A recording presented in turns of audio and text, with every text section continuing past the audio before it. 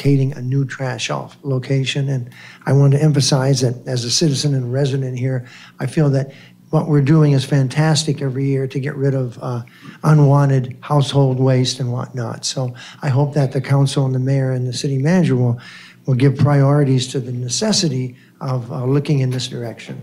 And that keep the KLVB will be able to continue participating as volunteers. We participated in every one of the trash offs, coordinating the flow in and everything. So I just wanted to make everyone aware of that. One more thing, the resolution number 18-1768 for resolution by the City Council to support the pursuit of recognition in accordance with Texas Scenic Certification Program.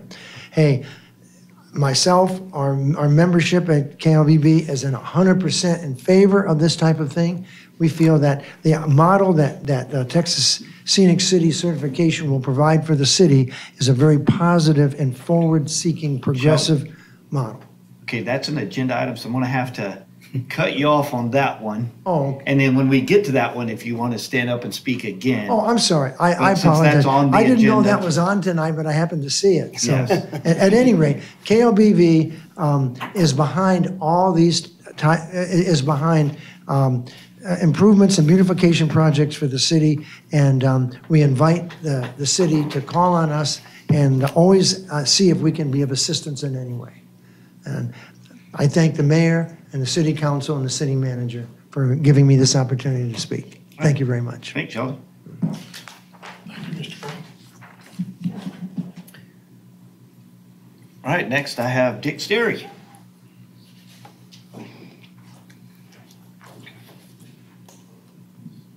Okay, well, thank you.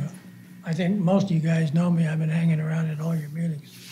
But I want to talk first about Paseo de Vaca and what it does every time we get a bad storm.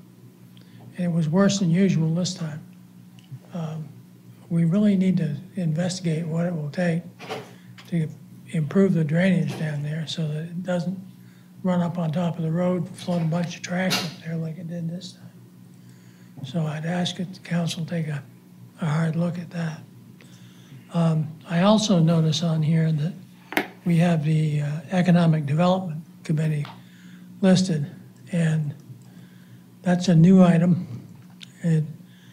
I think it's a pretty useful thing, because I think if we're gonna make more money, that's how we gotta do it. We gotta get out there and earn it. Thank you. All right, thank you.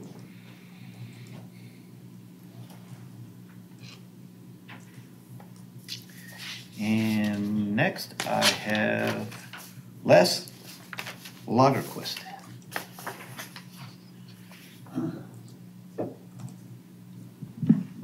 Raise it up a little bit instead of bending over. All right, my name's Les Lagerquist. I'm about a 32-year member or resident of the area of Lago Vista. I live down Austin Boulevard and over on Lakefront Drive. The Lakefront Drive address has just been the last 5 years since I've retired. My concern and what I wanted to bring up tonight was the closure of Austin Boulevard from Shoreline Ranch to Lomans. First of all, it was all of a sudden, zap, it was closed.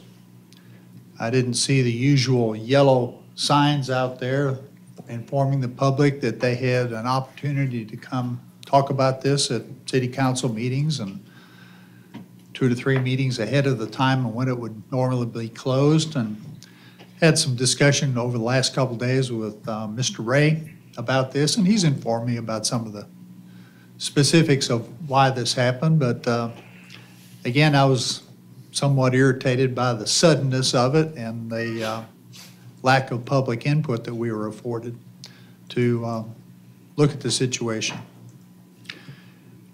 Down Austin Boulevard, which is my original residence here in the area, I have a motorhome that I drive out of that area on a regular basis, and I've found that the turns there, are, number one, are a whole lot nicer now with the stoplight. That's a big safety item that we have managed to get done. And if you fellows had anything to do with that, we appreciate it.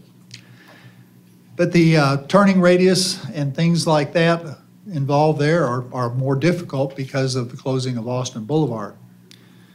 So I know it's unlikely to be overturned or changed any, the closing of that section of road.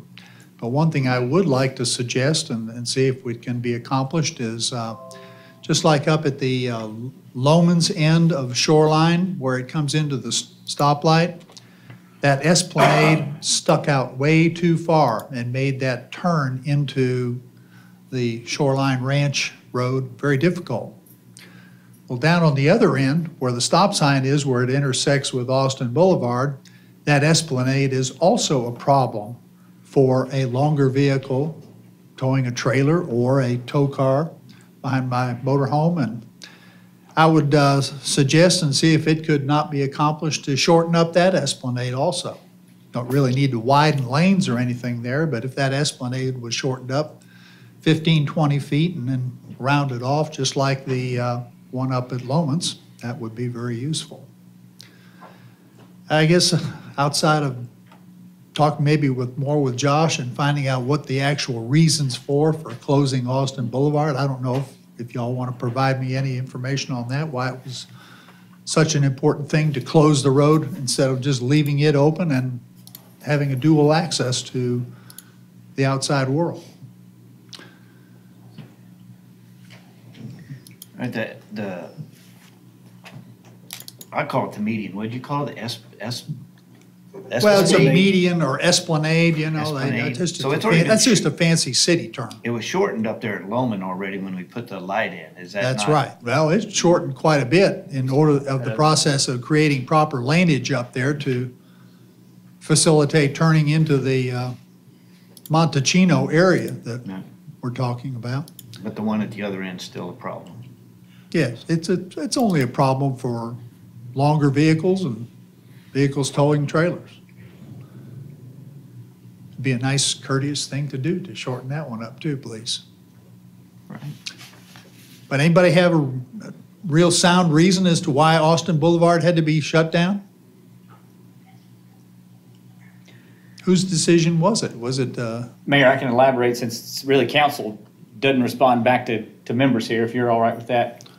As I explained before to Mr. Lagerquist, when this project was approved last year, we had to have a traffic impact analysis. In that traffic impact analysis, it talked about the closeness of Austin Boulevard to Shoreline and to the signal light, to the proposed signal light. In that recommendation, it was to close Austin Boulevard because of its location and proximity to this property. One of the things that the city's talked to the developer of this property about is to find another access point somewhere else that would be in a more fit, safe location. And so the process that this council went through was to, they voted on it, advertised, discussed it, and decided to close Austin Boulevard through a council action. I guess I missed all the advertising. And we don't have any posted signs, just like tonight, we don't post a sign for a public hearing on the budget. Right, but all these zoning variances that I see around the city on those yellow square signs that are put up are, you know, a good courtesy for people who don't get news any other way to see those signs. And if it happens to be something that's impending on their particular path of travel or their residence, they have an opportunity to read the sign and then respond to it at a council meeting. That didn't happen here with the road closure. I realize I'm not going to get this overturned in any way, but I'd still like to have a chance to speak to you, and I appreciate that opportunity. And would also respectfully add in that if that esplanade or median can be shortened up there on the other end, it would be very helpful. Thank you. Thank you, sir. All right, that is all I have signed up. If there's anyone in the audience who didn't sign up but would like to say something, now's your opportunity. All right. We will move on to public hearings and possible action. The city council will conduct the second of 2 required public hearings on setting the fiscal year 18-19 tax rate at 0.65 per $100. And I will open the public hearing at 6:45 p.m. And we'll start with staff presentation. Mayor, this is the second public hearing for the tax rate. What we wanted to go over was not just simply the tax rate set, but how that tax rate will be used. We have provided documents to council, and then we have the FY19 budget highlight sheet at the door. So if anybody here would like to get a copy of that sheet, they're at the door, and we will post that one online. That's the generalized items that are included in the proposed budget as discussed by council and with changes made at this point, broken down by departments within funds. This third page, there's 3 pages in that FY19 highlight sheet. The third page actually includes fund balances, just for a point of reference for anyone that wants to review the financial sheets. We did provide an updated monthly financial report for the month of up to August. So we only have 17 days left in this fiscal year, but we do have 1 full month of numbers to still calculate for the end of our fiscal year budget that has been provided to council. And this has been posted to the website under Document Center, Finance, Monthly Financial Statements. So as of 45 minutes ago, that has been put online.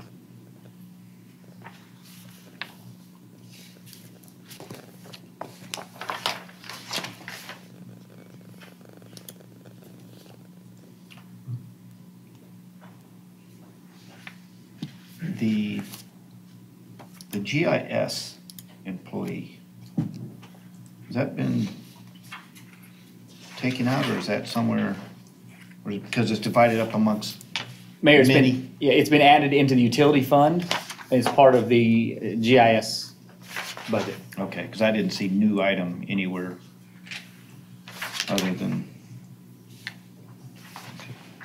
but it's in here. Okay. Yes, sir. All right, so. Says newly funded positions at the bottom, Yeah, it's somewhere on that sheet. next to the last line.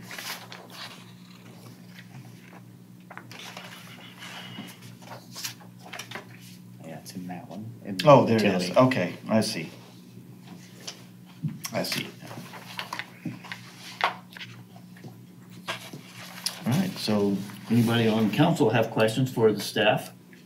I do.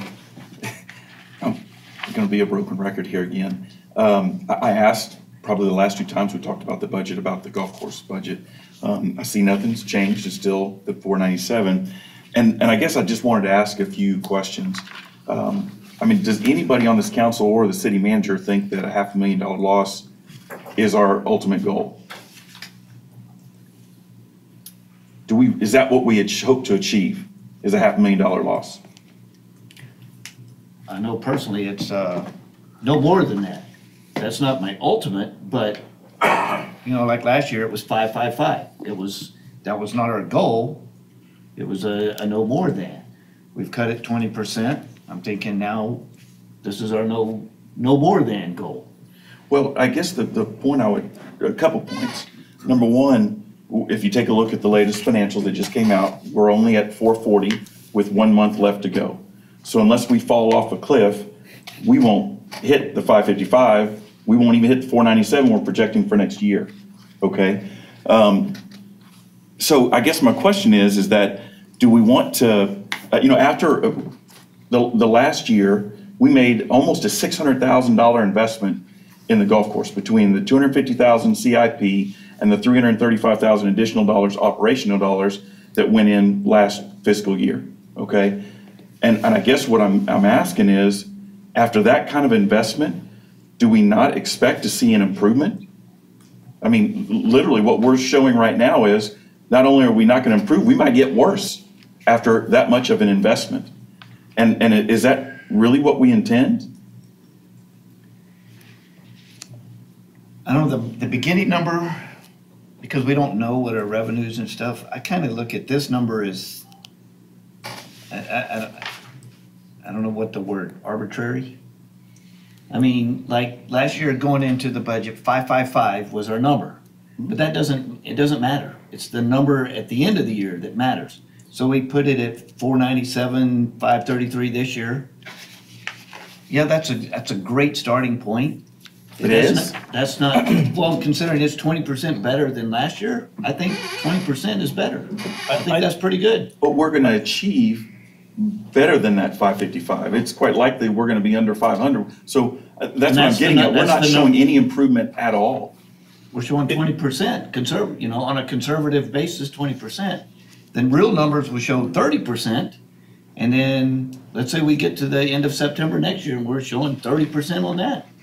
That's the number that really counts. If we lose money. Mayor, I think the term that you may be looking for is a ceiling. The ceiling was 555 last year. This year, it's going to be 500 rather than 555. So it's a drop in the ceiling. Mm-hmm. So, But why would we it's set a not to exceed. So, But my question is, if we already have shown this year that we achieved this, why would we set a ceiling that shows no improvement whatsoever? And here's I think the point I'm really getting at. I don't think anybody believes a $500,000 loss is acceptable. We all want to improve on that. Absolutely. Okay? And so the question becomes, do you think that we should shoot for nothing, and then a huge bang 5 years from now? Or do we want to try and show slow, steady, improvement year over year after year? Okay? And that would be my suggestion. We don't want to try and show 5 years from now, all of a sudden we got zero loss. We want to improve a little bit this coming year, a little bit the year after that, year after that. It also provides something for the staff to shoot for, something better than what we did this year. I mean, if all we're going to say is we gave you $600,000 worth of improvements into both the course conditions and the facilities, yet we're not going to expect any more from you in the coming year, what is that telling them? That they don't have to try very hard if they don't want to, okay? I think it sends the right message to say, let's try and achieve some improvement next year over this year.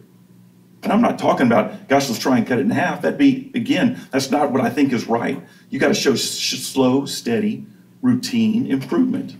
Losing 20%, slow, steady. You keep saying that, but that's budget over budget. We have actual now for fiscal 18, or almost. Okay, we got an actual, and that actual is going to come in at less than 500, most likely.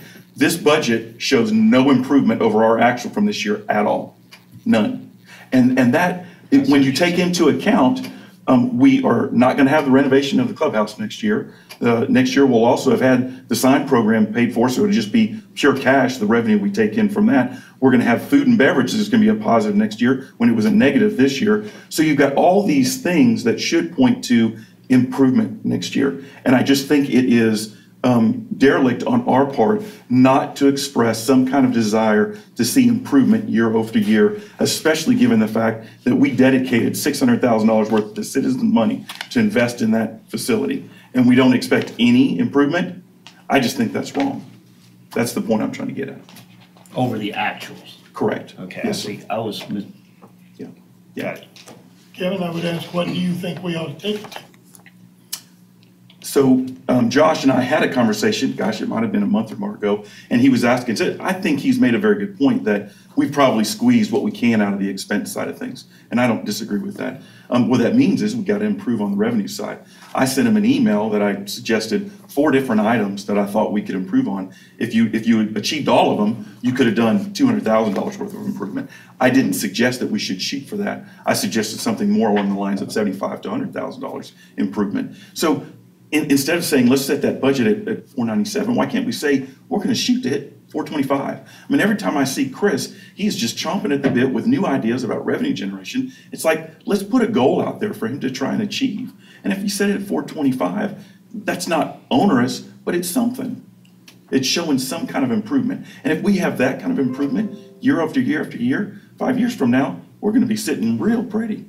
But if we don't expect that kind of improvement a little bit over time, come 5 years from now, we'll still be losing $500,000 a year because no one set the expectation that we should do better than that. I think the expectation is going to be there no matter what figure you put on that. I think that's just a matter of putting forth the effort to bring more money in on the revenue side and to cut down whatever there is on the expense side. But to put a number on it, I just don't see how you can come to a hard number to say, this is going to be our goal, because it's difficult to forecast what we're going to have to spend, even more difficult to forecast what we're going to take in as revenue. Do we treat any other department like that? No, we don't. We try to project exactly what we hope to accomplish with those. And what I'm suggesting is that if you put 497 as your goal, that's what they're going to shoot to achieve. So the question I would have for you is, do these other departments have to deal with weather and those kinds of conditions, which make it much more difficult to forecast? I mean, you're talking about departments within the city, and I'm not disagreeing with what you're saying. Mm-hmm. I'm just simply saying that you're talking about something that happens undercover. They don't have any environmental things to consider. That's not true of a golf course. Well, I would beg to differ. Talk to James about the street department and talk to Dave about the utility department. He's got stuff in his report every week, Dave does, about the rains and how it's putting them behind and this, that, and the other. So they absolutely have to deal with that kind of thing. I'm not suggesting this is easy. We've got a difficult problem in front of us. It should be hard, but we should strive to achieve something more than status quo. That's what I'm trying to say. Well, yeah. 10% off of actual. I think that's a reasonable. Anything to me is showing that we're trying to improve, slow, steady improvement.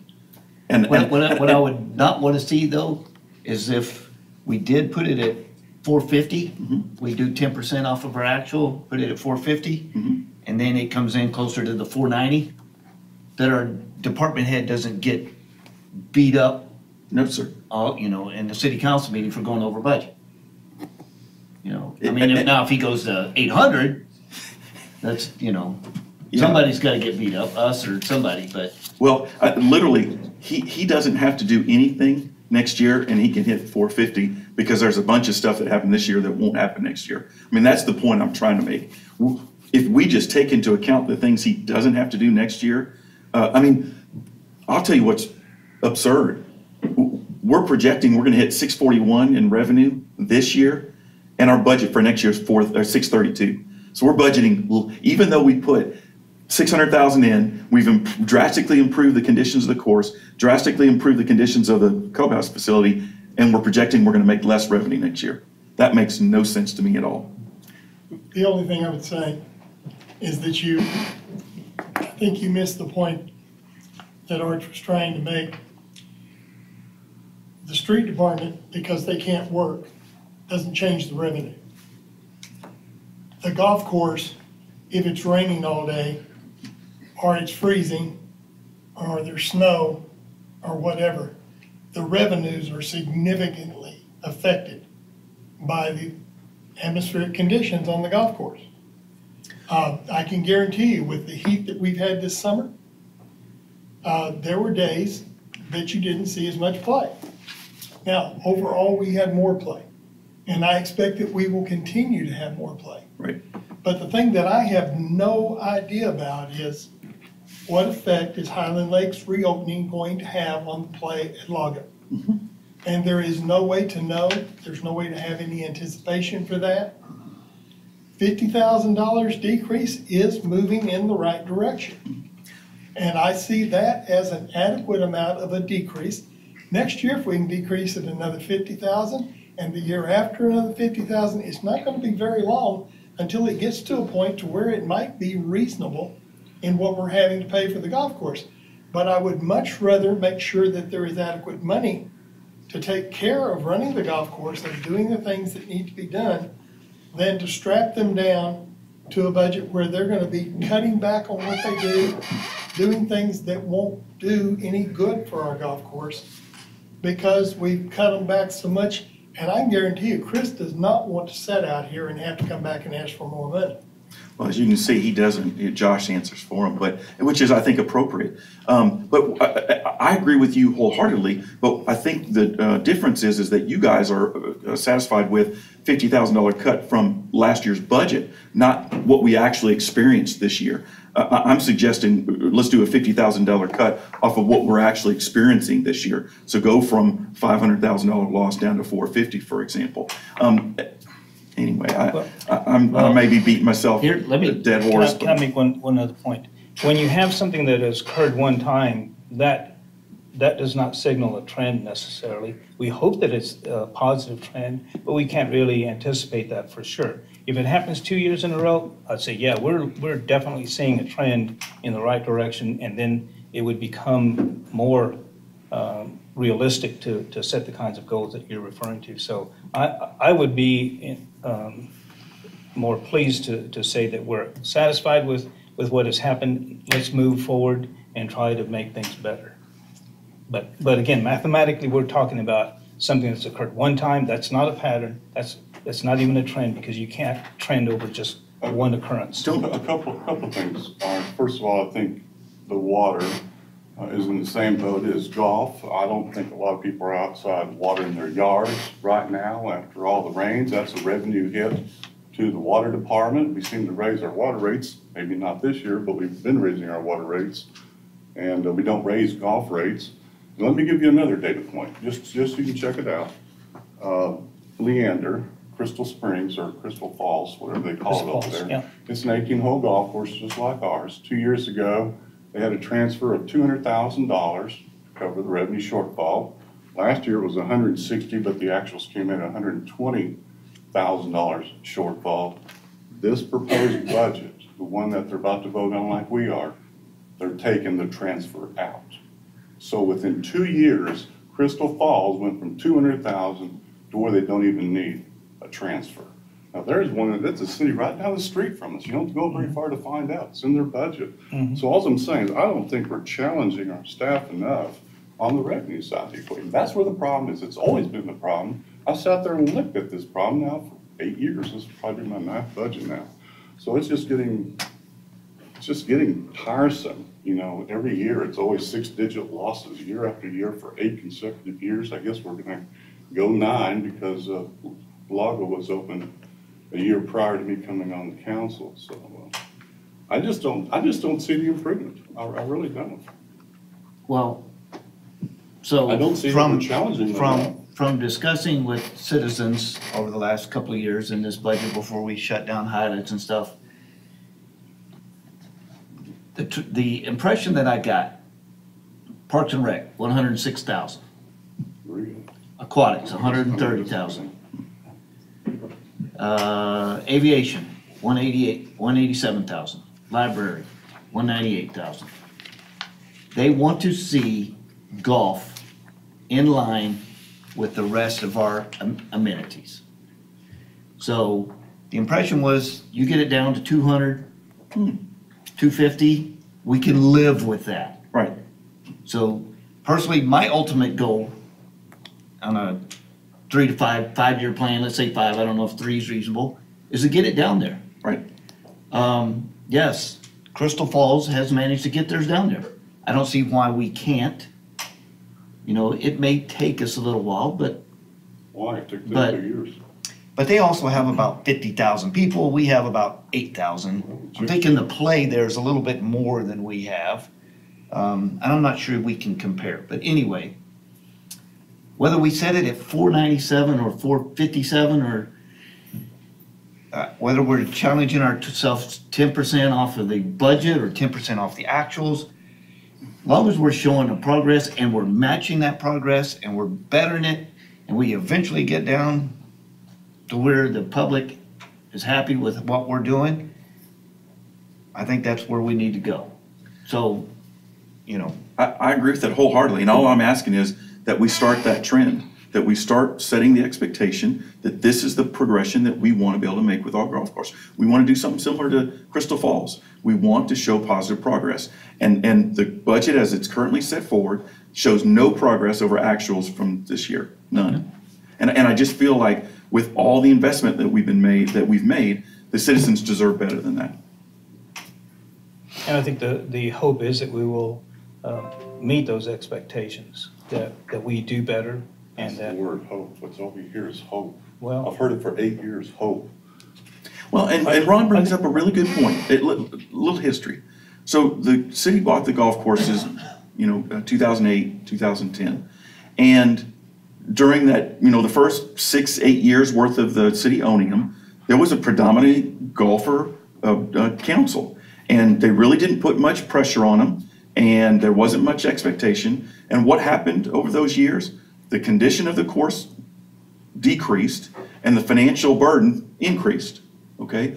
2 or 3 years ago, 2015, 2016, the makeup of the council changed, and we started putting expectations on the staff about what we expected out of the golf courses. Conditions have improved, and the financial hit is also improving, okay? So I guess what I'm getting at is, going back to the old days of setting no expectations whatsoever and just letting them willy-nilly do whatever they want, it's not a winning solution. It hasn't proved to be winning in the past, so why go back to it? Why not stick with the trend we've had over the last 3 years, which is to show that we care about this particular entity within the city and that we want it to improve, we need it to improve so that other essential areas can be addressed, and these are our expectations about this entity. And I'm not saying let's cut it in half. I'm just saying let's show some kind of improvement. As the mayor said, 10% off actions, go to 450. Doesn't have to be 425 or 400. Let's just show something that we have a goal to get better in 2019 over 2018. Now, if we could do 50 grand a year for 5 years, We'd be sitting pretty. we'd be sitting real pretty. We absolutely would. I said going back to the days of the first golf advisory committee, I always said, a loss of 200, 250 is really not that big a deal for the impact that it has on our community. So I'm in agreement with you, Mayor. If we got down there, I'd be perfectly happy. It'd be great if we could get even better, but it's getting down in the same range as the library and some of the other things, if we can get to it. But if we don't make baby steps today, we're not going to get there, okay? Well, I think we can say that we made one baby step here this year, and we should expect that to continue. So I don't really see. So why not build off of what we accomplished this year? Instead of just saying, we're okay with the status quo, why don't we build on it? I think the aim is to build on it. Then let's set that target. Instead of just saying, oh, do whatever you want, status quo is fine, let's set a target. So the target's going to be a lower ceiling, is that the idea? A lower transfer. Instead of 497, A lower transfer. let's set it to 450, for Yeah, example. and now that we know, now that we actually know our actuals, if we'd have hit 555 and then we set it at 500 this year, Right. Then it'd been reasonable. That'd been great. But if we're gonna But hit if we're gonna hit 500. 500, Right. I would say 450. I would hope that we could try to achieve that.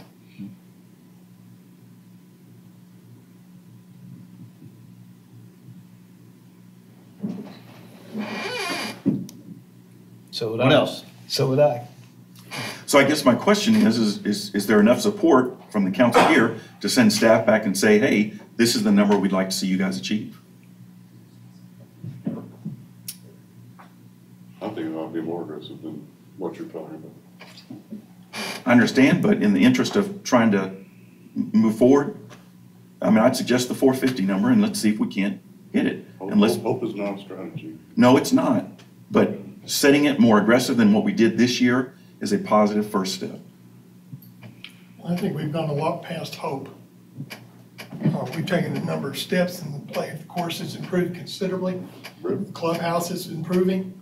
Our revenues have improved. We've gone a lot further than just hope. My only concern is putting us into a place where we're constraining the improvement that we already have. I see a lot of plans on the expense side, I don't see any plans on the revenue side. That's always been the problem for 8 years. I've never seen revenue plans. I've just never seen them. I know we'll spend the money, I just never see the revenue plans. Chris has got a whole bunch of revenue activities going on. I haven't, well, okay. Yeah, all you gotta do is ask him. He's got a whole bunch of things going on with the different websites, and we've definitely been seeing an increase, a significant increase in play. I think, I have faith with the new clubhouse opening. I think traffic is gonna increase immensely. Well, maybe not immensely, but. Slow and steady. A lot. Slow and steady. Let me put, but whenever Highland Lakes opens up again, some packages, for weekend packages for 2 courses and stuff, I'm hoping we have deals on those. I don't know what the plan's gonna be, but I'm thinking with 2 courses back in operation, I think we'll see a good increase in our revenues. We can't necessarily predict that, but I think we could put it at 450, not change the expenditures. We'll just change the transfer fee to 450 instead of 497. It doesn't cut the budget for Chris on his expenditure side. What- And you just gotta shoot for better revenue. And what my suggestion would be is let's give the direction to Josh that let's set the transfer fee at 450 and leave it completely up to him how he does it as far as a mix of revenue and expenses. It's his baby to run, let him figure it out. But say our objective is we want the transfer fee to be no more than 450. Yeah. Basically, you're adding 47,000 to the revenue side. If that's what he That's- chooses to do. And then, give him something to shoot for. Right.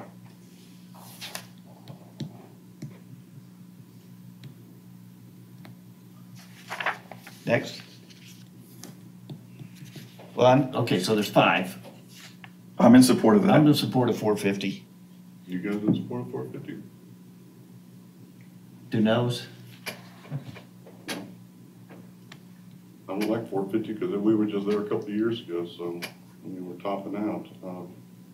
450 is better than 497. 497. I'd say. All right, I can go along with it. I'll support it. Thank you, guys. I appreciate it. Mayor, anything we do now, we'll make a change, present it all back to council for final approval next Thursday, so This is it. no anything you say. No more changes. The first action item on the next agenda is the budget and the tax rate, and so figure we got 2 or 3 hours of budget discussion next Thursday too. So is there no support to drop the tax rate from 65 cents to 63 cents? I thought about it, but then when Josh indicated that we can earmark the dollars, I had less fear about where they'd go. I think we desperately need the extra dollars for infrastructure, to be honest with you. Absolutely. And so Y'all are looking at it from the wrong direction. I'm looking at it from the citizen direction. I represent the citizens, and you're asking for a 15% increase, and nothing in my household budget's gone up 15% in 1 year. Well, I really think you gotta think about the citizens. You're still gonna net more dollars than you did the previous year probably, so I really think we've got to think about the citizens on this stuff. Are you gonna be the one that wants to take them back and say, hey, I gave you a 15% increase? You know what I'd like to be able to do, Ron, is I would love to see us do something about our streets. And the more money that we have to spend on streets, the better off we're gonna be, You don't have enough money in an operational budget to do streets. That's gonna be a capital project. we don't have to do it all at And that's once. gonna wind up being something we're gonna need to take the ballot. That's gonna be something the citizens are going to vote for, and then at that point in time, the rate will go up to support the bond. Well, I was trying to look at numbers. That 1 penny is $90,000. Yeah, it's 180,000. That 15% that we were talking about, I think the most of that was from actual new construction. The overall tax base is what produced most of that. The average citizen did not see a 15% increase in their taxes. The average, I don't know what it was, but it wasn't anywhere that close. So we are not putting a 15% increase on any individual person's personal tax thing. Maybe the city is showing a revenue of that, but not the actual individual home owner. And I've talked to several, and none of them have told me that they had that huge of an increase. And I've only had one actually say, yeah, I'll lower it a penny. I've only had one citizen say that. Most of them are like, no, let's invest it. So. And Ron, oh, I'm sorry. No, go ahead. I think I am listening to the citizens. I mean, it's a drumbeat. We need to fix our roads, pure and simple. I've heard that way more than lower my tax rate. So to the road question. How many miles of road can we do with the budget? The current budget? The one that requires the 15%. How many miles of road are you gonna get? What's the cost for a mile of road? $1 million? What are we talking chip seal? We talking repaving? We talking crack seal? What are we talking? I think We did about $700,000 last time. There's 350 and 350 that we did. It was mainly on Loman. That's where we did the work at. And it came out about $750, and we didn't even do but a half a mile, 4 lanes. This most recent CIP, we had 450, I think it was 500, but we spent like 440 or something like that. And we got more. But there were some other streets that were done as well. Yeah, it was not Loman, it was the smaller streets that we did with that particular one. And we got more than, I thought it was 3 miles worth that we ended up redoing. But I think you can make a significant impact with the dollars that we would generate from this. And I guess the point would be, if you do it that way, you're not having to pay for it, over time with bond dollars. You're taking it out of your, everyday money to pay for that. I just think any money that we can dedicate towards infrastructure, we ought to do. I agree with that wholly. Yes. Our slow and steady increase, if we're looking for slow and steady decrease in one, slow and steady increase in our streets. That's where the Metro was gonna be a funding source. Didn't work. Right there. Didn't happen. I know. I think we need to decide how much we can spend each year to do the road work that's required throughout the entire city, and just go about this thing in a steady but progressive way. Right. The biggest cost you have in roads is mobilization cost. Did the A&M study, I haven't looked at it in a year, did it have a total estimate? Dollar estimate? Yeah. I don't think it did. Man, one of the things that we're doing in our update on our street analysis is to do all of that so that we know the length of the roads, the costs to improve them, the maintenance schedule to improve certain roads, which would include what you've already mentioned in a fog seal and a crack seal, potentially any other chip seals. That's laid out in the plan, and that goes back to what Councilor Sullivan's saying in terms of we bring that report and then give you the numbers. I know we guessed at the last meeting that we could bring you anything from 500 additional thousand this year to 1.2 to 2.2 to 10. I mean, we could bring all that, but we know we can only do so much work in the course of a year. So that number is just gonna have to be drilled down to when we get it to you and what we do, so. Well, the other thing to think about is that, if we can take operational dollars to do the type of work we did this last year on Bronco and Paseo de Vaca and Highland and so forth, and use our bond dollars for the big things like Loman or Boggy or Bar K, I think we're going to double the amount of things that we can do in the same period of time. So to me, it's just another reason why let's keep those dollars and focus them in the right place and see if we can't get our city better than what it is today with regard to infrastructure. Mayor, and that's our budget plan, is that the main arterials, if they have to go for bond dollars, so be it. But we want to start using the dollars that we have and appropriating that for streets so that we know, as we said before, our capital program, we want to self-fund. We want to not have to go out for every small capital program, $40,000, $100,000, $150,000 out to the bond. We want to be able to absorb that through our capital projects budget, which is why we present all these numbers to you so you see what we've got sitting in capital. Till we have a final estimate overall, I think it's hard I think it's impossible to predict what we're gonna need each year and how many years. I tell people that ask me, I say, I don't know, somewhere between 30 and 50 million dollars in 10 to 15 years. I think that's a good And then we ballpark. get to, and then we get to start over again. So it's gonna be ongoing perpetual street repair. You know, so, But the condition that the streets are in right now are abysmal. I mean, to me, if I have somebody visiting and drive them around, it's an embarrassment to see the condition of some of our streets. I'm not talking about the major roadways, I'm talking about when you're driving in the neighborhoods. They're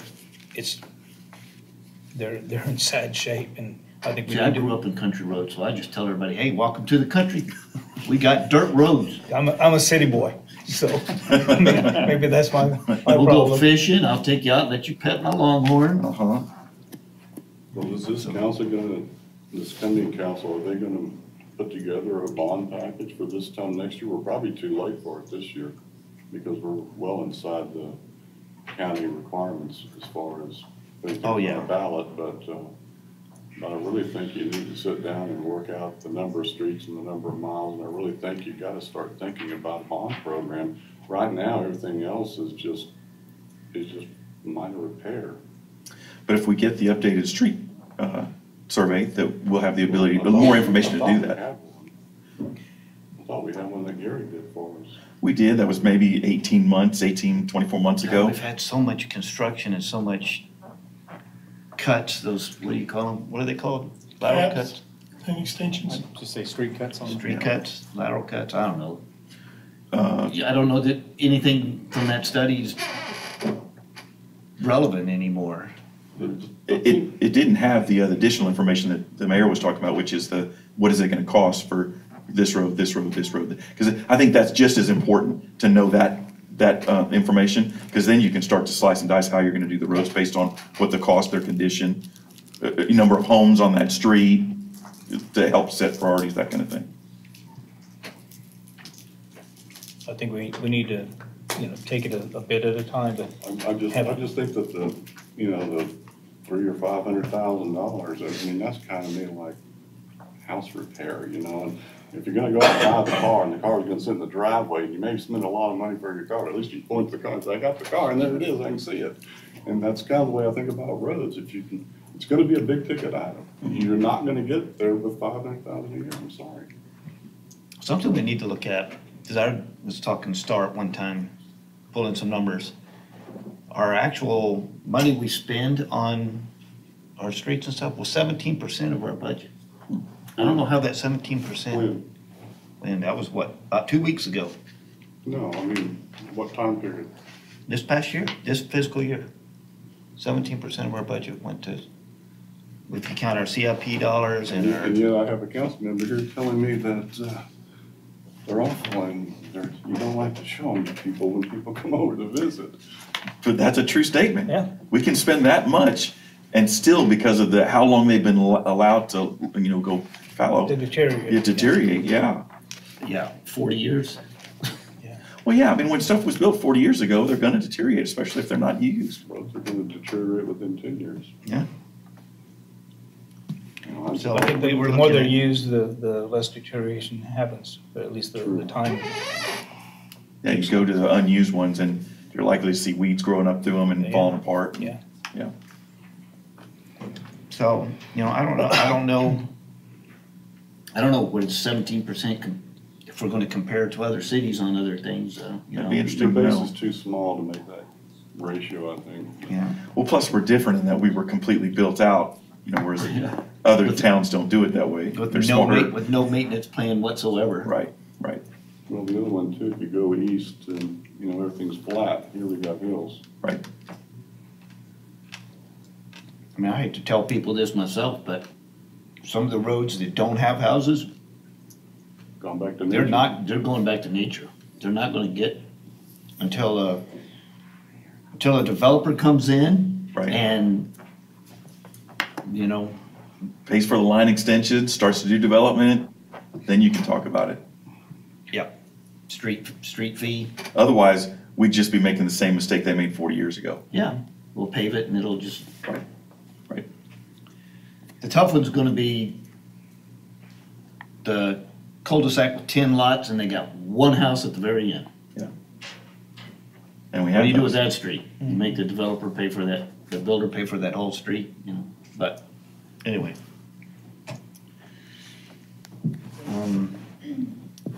So Ron, I think the answer is It didn't sound favorable. no, we don't have support to lower the tax rate to 63.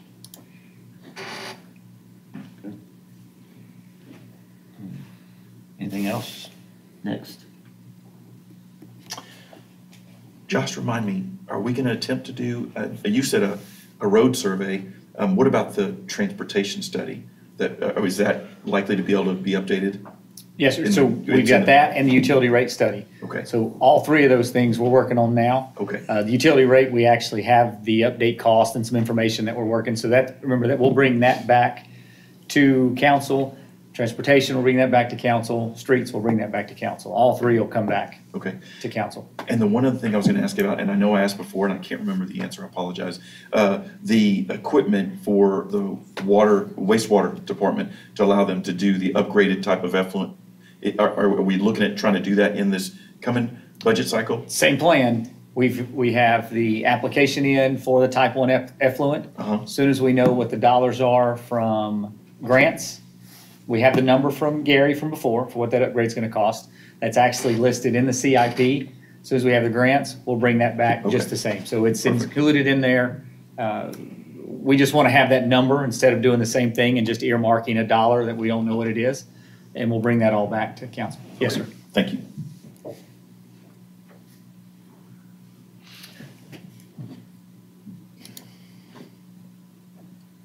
Anything else? Don, you're the only one in the audience. Do you have anything to say on I'm the the? last one remaining. Huh? Good. I'm running some math on my phone here, trying to see what the impact of those 2 cents would be.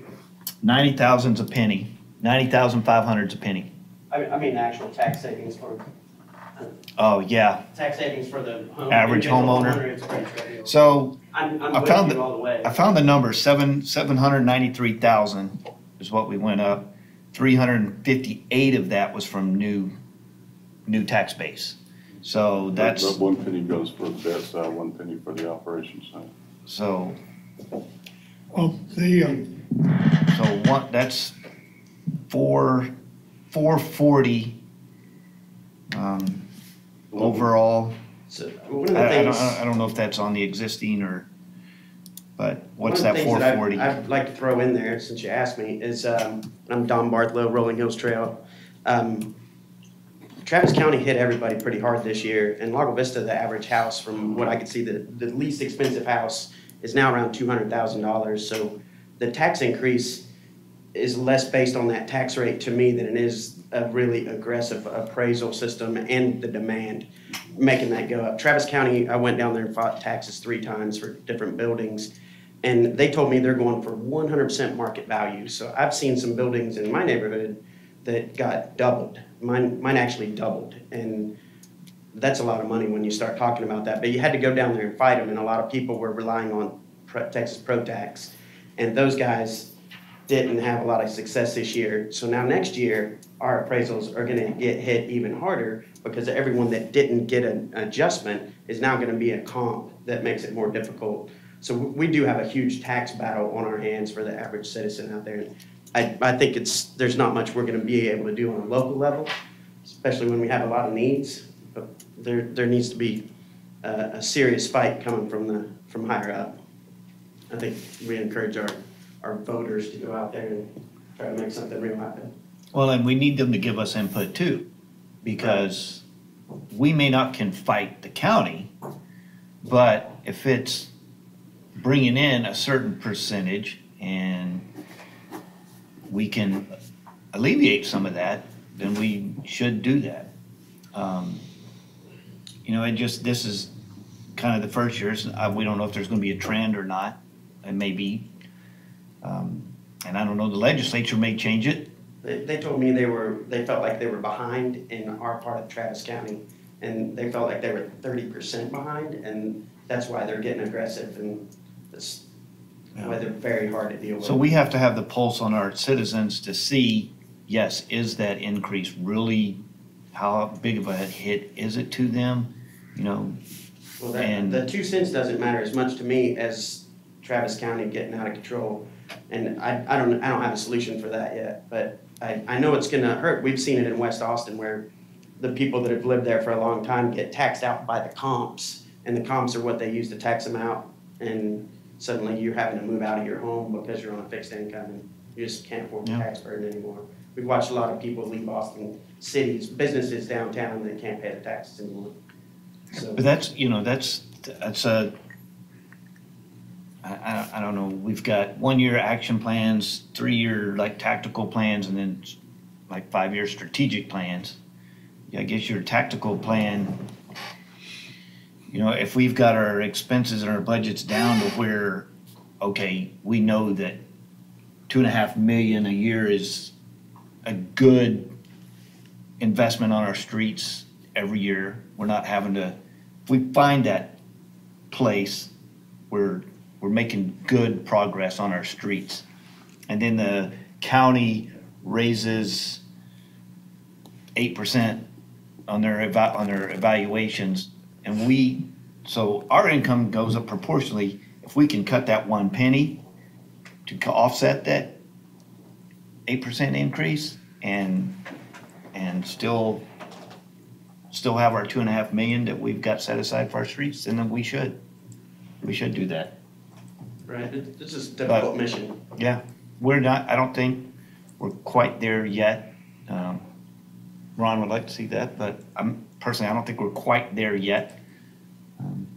But you never know, state legislature may change and we may be cutting 10 cents off of our Right. thing at this time next year. Well, maybe small communities need to get together and have a little bit of a council to go lobby for those things from the state. Tax reform, property tax in specific was supposed to be one of Greg Abbott's big things, right? I still didn't see a number that was gonna change my budget. I don't know what the solution is, but at least we're all here trying to work on finding it, right? Thank you. I appreciate Ron's concern for our citizens, but when you look at it, 1 or 2 cents, if you've got a $200,000 home, you do a 1 cent decrease, that's $20. If you do a 2 cent increase, it's 40. I haven't run across anybody that I've talked to that said that they wouldn't pay 3 times that much if we just fixed the streets. Well, that supports the bond question, and It does. But right now, we have a way to get a couple $100,000 more that we can designate for streets. I think we ought to stick with it and go with the 65 cent. I did talk to Representative Workman about a month ago about his caps, because he's getting a lot of pressure from West Austin, which is in his district, on the caps, you know, just exactly what Don was talking about. Apparently, there's probably gonna be some push. They're gonna make another run at this thing this next time. And I just told him, I said, hey, I don't really care if it's 8, 6, 4, or 2.5. I told him, why don't you go to -20 and we'll just abolish the city, you know, and give everybody a refund and turn it over to the county and get out of the municipal business and make the water system a mud district. I mean, and then the county can take care of the roads, and we'll just shift the burden over to the county side. I said that's certainly a possibility. He thought that was a little extreme, but I'm just saying that, you know, if he's getting that kind of pressure, then I said, well, then you need to come up with some kind of carve out that, you know, for towns under 40,000 people, you know, that we don't play by those rules, because it's not fair to compare us with Austin. And that's kind of a one size fits all that they're going with right now across the entire state. I asked him that same question last year, and he said that he was open to that and understood that that might be a necessity, that small towns need an exception over, you know, this type of issue, the cap. Well, he told me last week when I met with him that they did have that in the legislation, that The House of Representatives sent up, but nothing ever, you know, the Senate and the House could never agree, so nothing ever passed. But in the House version, cities under, I want to say 40,000 or 50,000 were exempt. Okay. So it may not affect us? Yeah, I don't know. Yeah. You know, the annexation for one dealt on county level. Because we were in a county that was over 500,000, we're not, you know, even though we're small. Yeah. So if they go by county, we don't get the carve out. Right. That's how they do So we'll just have to see, but, yeah. it. Can we get another county? Get another one. Can we de-annex from Travis and de-annex by Williamson or Vernon? How big is Williamson? Maybe. How big's Williamson? It's not happening, is it? It's a thought, I know it's easier. It's a nice dream. Nice thing, yeah. It's a good way to put it. Can we get an overlay district that's exempt from?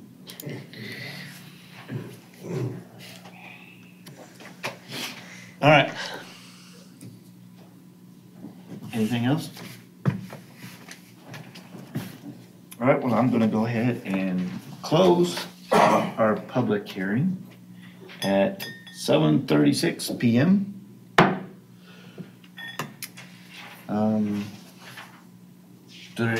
I don't think there's any action to be taken tonight. Is there, other than what guidance we've already provided staff? Okay, so we're gonna move on to action item. Number 2, discussion and consideration of resolution number 18-1768, a resolution by the City Council of the City of Lago Vista, Texas, to support pursuit of recognition in accordance with the Texas Scenic City Certification Program. Mayor, we've discussed this item before, and council gave their support of the item. It was brought back up by Councilor Davila that it would be nice to have an official resolution. So we put that back on for council to review the resolution, and then we'll submit this as part of our request to the Texas Scenic City Certification Program.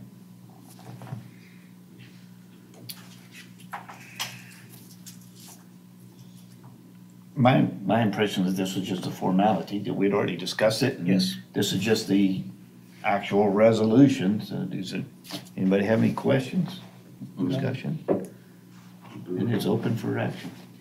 Mayor, I'd like to, do we need to read this whole thing? No. Okay. I'd like to make a motion that we adopt resolution number 18-1768. I'll second that. I have a motion and a second. Any further discussion? All those in favor say aye. Aye. All those opposed, nay. Hearing none, motion carries unanimous. Future meetings, consider schedule and items for future council meetings. You have an insert that's got what Josh already has. I got one thing. You know, we passed these charter amendments that's going to be on the ballot this November. Is anybody working to educate the citizens on what those amendments are all about? Not yet, because I don't think we have the official language on those yet. It should be coming out very soon. I know I've seen it from other counties for other entities. I have not seen it yet for those that are in Travis County, so. So that's what I was personally waiting on. I wanted to know Because what we- the official language was before I. I thought we gave them the official language, but I guess my point being is whether it's now or 2 weeks from now, what group is charged with educating our citizens of these, what is it, 8, 9, 10 amendments that we've got coming at us? Who does that? Well, Mayor, what we want to do first is we want to take the actual wording document, do the simple press release, and go ahead and send it out saying, hey, this is how it's going to come out. I'm not sure, other than how we're posting, if we hold an informational staff session, because I'm with you, I wouldn't know what council would expect. I know the one thing is, we had talked about council not advocating and pushing that policy out, but on the staff level, we can educate the history of where the discussion came up from the Charter Review Committee, and then talk about the actual items with individuals so that they're not foreign when they come up on election day. Well, without having to discuss, because I'm probably going to get called on it, but normally they used to have somebody like Melissa that would go to a candidates night and ask for carve out a time before the candidates to explain the amendments. That might be a way to do it. At least it's a one point in time where you probably have the greatest interest. I don't know if that's, I'm solving the problem now. So Hey, I we should have do that. video cameras that staff, Josh can get up here and put himself on television If they tune and in. explain it to But you everybody. may And reach out to Dave Freeman. I'm sure he would be willing to give you time, like he gave Donnie and Melissa a couple years ago at the front end of the candidates night. I thought you were gonna say Dave and I could stand in front of the camera. Oh, no, and just no, no. start reading out loud and No, discussing. Dave and I could have a monologue, one-on-one. Yes. It's pretty good. Yes. I had a couple things. I think I said last time, we want to try and schedule the library long-range plan review for October 4th. Yeah, Mayor, from the last meeting, I have 3 items that I didn't get onto here. That's my fault for not getting them back over to Sandra to update this list, but yes, that's on. Okay, and the other one is just the airport agreement, either the 20th or the 4th, depending on how quickly the negotiations go. Just making sure that, because I don't see that item here, and it should be on here for one of those 2 dates.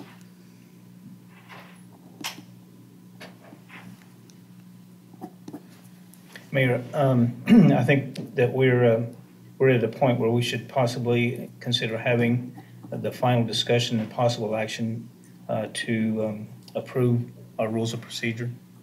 I think that's already scheduled for the 20th, Is is it? it not? Yeah, it's on there. Yeah, Okay. the 4th one on there. Okay. And then what was the other thing? We talked about political signs, potentially having a discussion on that next. I mean, we still kind of left it in limbo, and I think it would be a good idea to at least, even if you just, develop a staff policy statement that you distribute to everybody, because you've got, 1 returning person, but 5 newbies who've never gone through the process before. And I think it might be a smart thing to put some kind of policies together and get it out to everybody. Either Yeah. use state law or you don't use state law. So we're at, how many days out are we now? 45 days? No, not yet. I mean, it's closer to 60 because it's the 6th. But I think next weekend we'll probably be close to 45 days out. Yeah, but so. Yeah, and so that's my norm. I usually put them out about 45 days out, and that's kind of it was the year that you were running against Mike Gray and Jason that I think Mike Gray pushed of the issue, the 30-day issue that the city had, and that's when Melissa and staff kind of backed off and said that we're not going to enforce our. And then subsequently talking to Roy, it sounds like some of the things that we have in place, like for example, signs have to be 10 foot off, while commercial signs only have to be 5. That's not constitutional. That one sign has to be further than another. Same thing with having signs on front and back of a golf course lot. You can't do it for political signs, but you can do it for real estate signs. Again, not constitutional. So we ought to have a policy statement come out from staff so everybody knows what the rules are and can play by the same rules. 53 days. Put that on. So if we discuss it next meeting, we're at 46. Correct. Yeah. Yeah. And if there's agreement on 45, you can put them up the next day. There you go. Can we have a ribbon cutting ceremony and just say, go? We'll get the big scissors and the bow if you want, Mayor. Go. Anything else? All right, if there's nothing else, I call the meeting adjourned at 7:44 p.m. Go. I don't know, did kickoff happen already? Yes, sir. I mean, no one Keeps cares. going.